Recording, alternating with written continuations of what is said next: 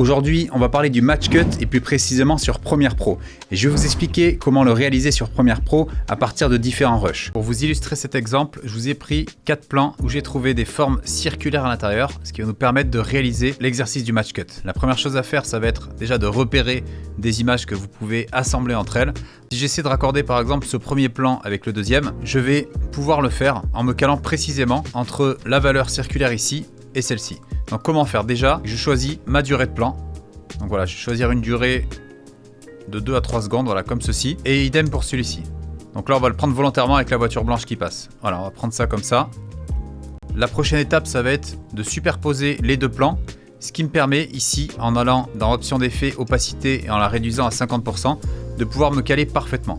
Donc je prends mon plan du dessus et avec ma position ici, je vais me caler pour correspondre parfaitement au rond-point. L'idée, c'est d'être parfaitement aligné avec l'autre image. Voilà, quand ça c'est fait, vous réinitialisez la transparence de l'image et vous le replacez. Voilà, on peut voir que ça marche bien. Ce qu'on peut faire pour améliorer l'effet, c'est peut-être placer un fondu enchaîné. Vous allez dans les effets, vous tapez fondu et vous mettez le fondu enchaîné tout simplement entre les deux images. Alors, on peut voir que ça marche pas mal du tout.